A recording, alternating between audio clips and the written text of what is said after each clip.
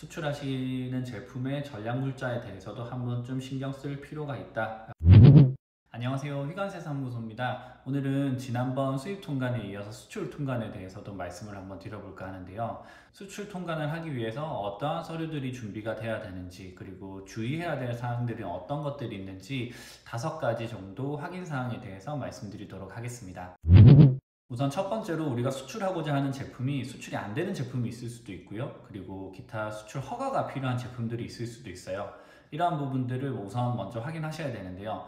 지난번 수입 통관 때도 말씀드렸지만 수출이 금지 물품에 해당하는 물건들, 헌법 질서를 문란하게 하는 그런 물품들, 그리고 정부 기밀을 누설하거나 첩보 활동에 사용되는 물품들, 화폐, 채권 같은 유가증권의 위조품이나 변조품 같은 것들은 당연히 수출 신고가 되지가 않고요. 그리고 최근에 가장 많이 이슈가 되고 있는 플라스틱재 폐기물 같은 경우의 수출은 지방환경청에 수출 허가를 받으셔야만 수출 통관 수리가 되고 물건을 선적하실 수 있기 때문에 우리가 수출하고자 하는 제품이 수출이 가능한지 여부부터 확인하시는 게 가장 첫 번째 확인 사항이라고 보실 수 있겠습니다.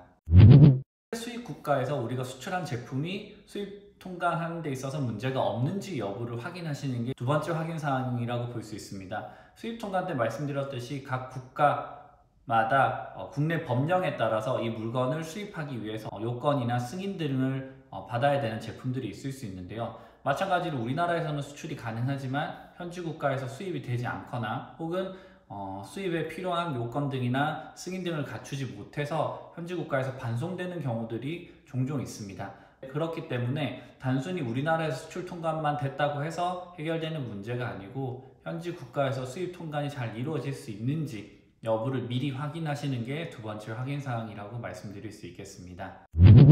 세 번째는 원산지 증명서 발급 여부입니다. 수입 국가에서 수입 통관을 진행하게 되면 당연히 관세, 부가세가 발생하게 되겠죠.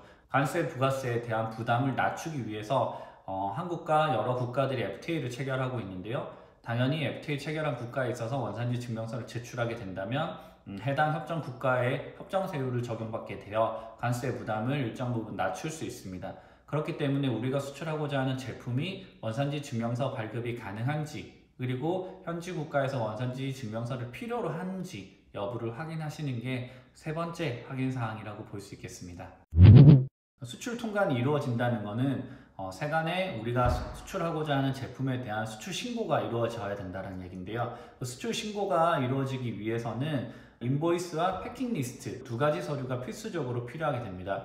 인보이스는 수출자가 누구인지, 수입국가 수입자는 누구인지, 그리고 어떤 물건을 몇 개나 얼마에 판매하는지 등에 대한 정보를 담고 있는 인보이스가 필요하고요. 그리고 물건의 패킹 리스트가 중요합니다. 총 포장 개수가 몇 개인지, 그리고 총 중량이 어떻게 되는지, 총 순 중량은 얼마나 되는지 그런 부분들에 대한 패킹 리스트도 함께 준비가 되어야만 수출 신고가 이루어질 수 있습니다. 수출 신고가 최초이신 업체인 경우라면 수출 신고 진행이 앞서서 통관 고유 부호를 먼저 등록하셔야 돼요. 세간에 통관 고유 부호는 유니패스 사이트를 통해서 직접 가입하셔서 통관 고유 부호를 등록하실 수도 있고요. 아니면 위임장 작성을 통해서 관세사에게 의뢰하셔서 통관 고유 부호를 작성하실 수도 있어요. 어쨌든 이렇게 2가지 방법으로 통관 고유 부호를 작성하시고 그 통관 고유 부호에 따라서 인보이스 패킹 리스트에 적혀있는 정보를 세간에 신고, 전송하는 방법으로 수출 신고가 이루어지고 있다라고 보시면 됩니다.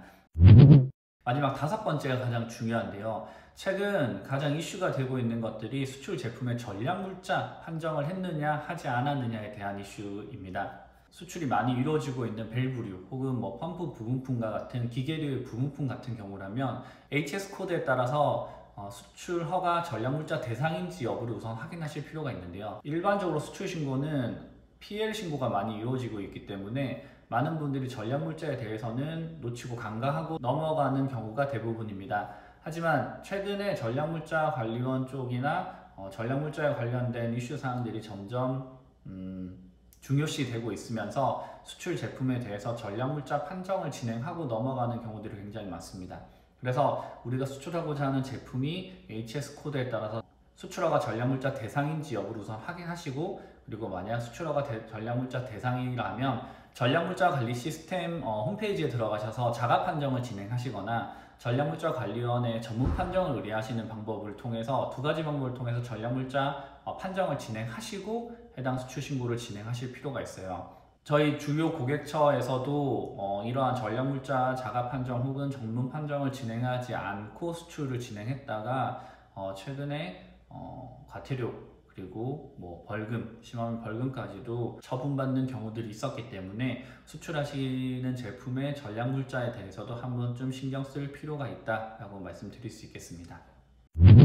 오늘 이렇게 수출 통관에 필요한 5가지 확인사항에 대해서 말씀드렸는데요. 이 5가지 확인사항들을 정도만 우선 체크하신다면 수출 통관에 있어서 크게 문제없이 진행될 수 있으리라고 생각됩니다. 이상 휴관세 사무소였습니다. 감사합니다.